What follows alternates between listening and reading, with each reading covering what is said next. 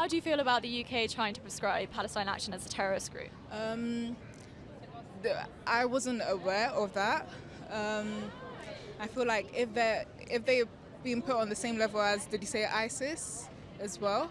I feel like that kind of was quite jarring to me because I don't think those two groups have the same goal in mind. So to both group them as terrorist groups doesn't sit right with me, you know. But I think, again, as I said, it takes a lot of courage and confidence to kind of deviate from the norm or push against, you know, any resistance. I say, look, some people have more courage than I do, so I can't speak too much on their actions. But I think it takes a certain level of confidence, you know, to protest and show that, you know, this is wrong. But yeah, I don't think they should be classed as a terrorist group. But again, I don't know too much about it. But from what I do know, them fighting for rights, you know, if they are resisting against, you know, direct arms or artillery that's going to attack them, then, you know, that makes perfect sense to push against it. A quick question, do you protest much? I do, pretty frequently. All right. I don't know if you've heard about the latest developments in the UK.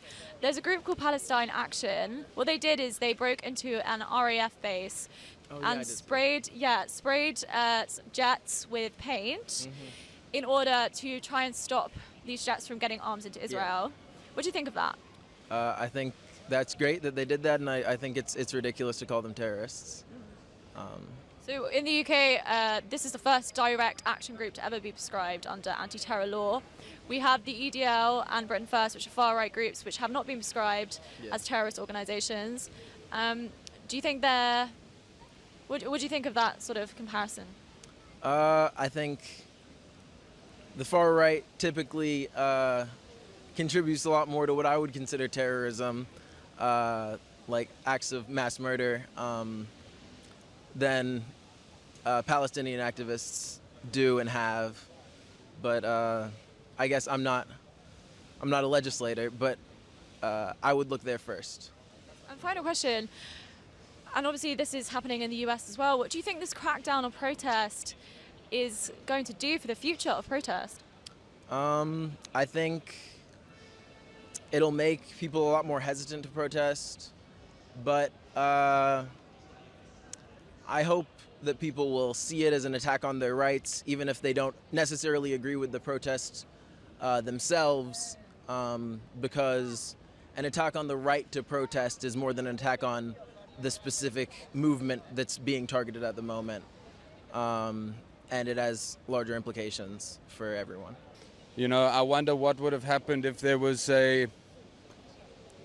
amongst the planes a Jewish civilian. What would they have done to that Jewish civilian? Yeah, so they weren't in the planes at the time. I'm just saying, in general, you know, what if a Jew was in the way? Yeah.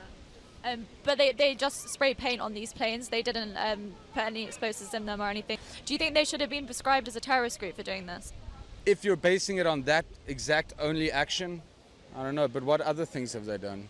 They're now being compared to ISIS and Al-Qaeda under UK terror law. Do you think that's fair?